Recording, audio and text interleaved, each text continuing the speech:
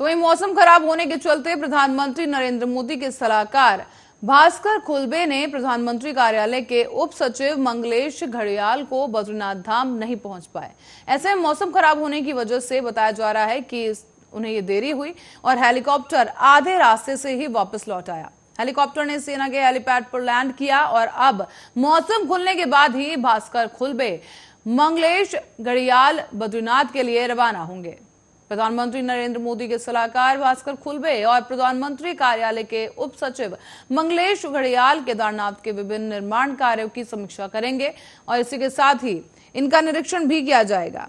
इसके बाद वो बद्रीनाथ धाम पहुंचने वाले थे और आपको बता दें कि अब जिलाधिकारी हिमांशु खुराना ने बताया है कि दोनों ही अधिकारी मौसम खुलने का इंतजार कर रहे थे और उसके बाद बद्रीनाथ धाम में दोपहर 2 से शाम के 6 बजे तक मास्टर प्लान के अनुसार प्रस्तावित विकास कार्यों का भ्रमण किया जाएगा। इसके बाद मास्टर प्लान को लेकर जिला और राज्य के अधिकारियों के साथ वार्ता की जाएगी और अगले दिन 24 सितंबर को वो सुबह 8:30 बजे बद्रीनाथ धाम से देहरादून के लिए रवाना होंगे। प्रधानमंत्री नरेंद्र मोदी के सलाहकार भास्कर ने ऋषिकेश कर्णप्रयाग रेल परियोजना के कार्यों का स्थलीय निरीक्षण किया है और ऐसे में रेलवे अधिकारियों ने मुख्य सलाहकार परियोजना की कार्य प्रगति का ब्यौरा दिया गया। भास्कर खुलबे ने अधिकारियों को मानकों और गुणवत्ता पर खरा उतरने पर निर्धारित समय विधि में निर्माण कार्य पूरा करने के निर्देश दिए। इसके आगे आपको बता दें, उन्होंने त्रिवेणी घाट पर संध्याकालीन आरती में शामिल होकर मां गंगा का आशीर्वाद लिया। बुधवार को प्रधानमंत्री के सलाहकार भास्कर ने शिवपुरी में ऋषिकेश और कर्णप्रयाग रेल परियोजना के निर्माण कार्यों का निरीक्षण भी किया। इस दौरान रेल विकास निगम के मुख्य परियोजना प्रबंधक हिमांशु बढ़ोनी ने भास्कर खुलबे को बताया कि सभी 9 पैकेज पर परियोजना का कार्य काफी तेजी के साथ आगे बढ़ाया जा रहा है। यह भी बताया गया कि 14 किलोमीटर से लेकर अधिक रेल सुरंग का निर्माण हो चुका है। ऐसे में अब परियोजना प्रबंधन ने प्रधानमंत्री के सलाहकार को ये तमाम जानकारी देते हुए बताया कि निर्धारित समय विधि साल 2024 तक परियोजना योजना का कार्य पूरा कर लिया जाएगा। इसके बाद अब भास्कर खुलबे शाम को त्रिवेणी घाट पर पहुंचेंगे और इसी के साथ ही कार्यक्रम को आगे बढ़ाया जाएगा। संध्याकालीन आरती में भी खुलबे शामिल होंगे।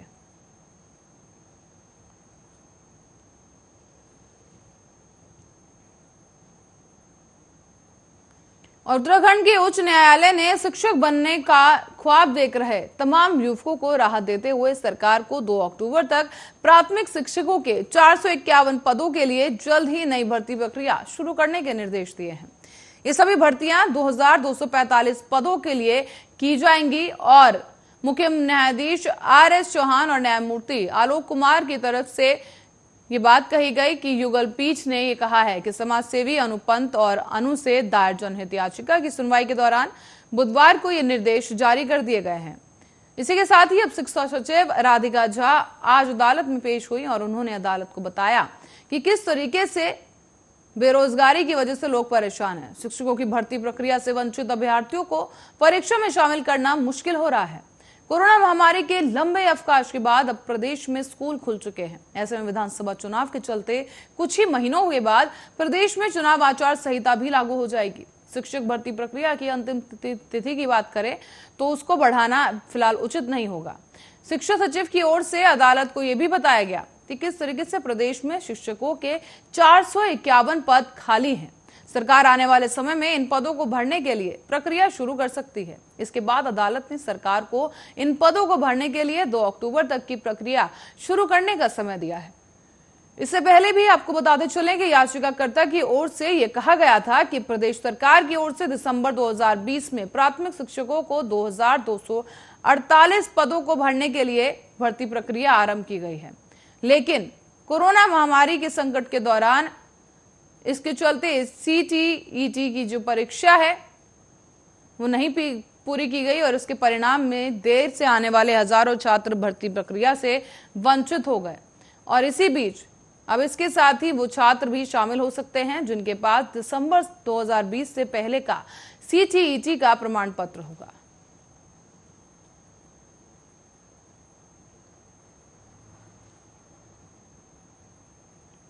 और उत्तराखंड के उधम सिंह नगर जिले में रुद्रपुर के खेड़ा क्षेत्र में आने वाले रिश्तेदार के घर जा रही एक महिला कमरे से रोशनदान से चुन्नी के फंदे से लटक कर उसने आत्महत्या कर ली है।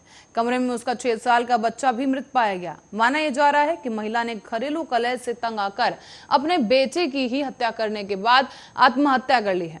पुलिस ने दोनों शवों को पोस्टमार्टम के लिए भेज दिया और इसी के साथ ही मामला दर्ज कर आगे की कार्रवाई भी शुरू कर दी गई है। मृतका का नाम काजल बताया जा रहा है, जिसने लव मैरिज की थी और उनके 3 बेटे हैं।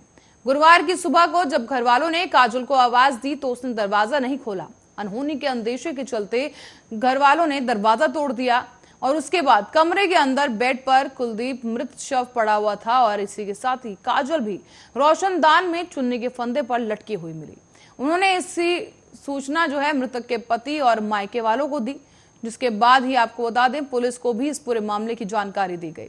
सीओ अमित कुमार कोतवाल के ब्रजेंद्र साथ टीम के साथ ही मौके पर पहुंचे और घटना की जानकारी ली गई। उन्होंने बताया कि पति मेवाराम से भी पूछताछ की जा रही है।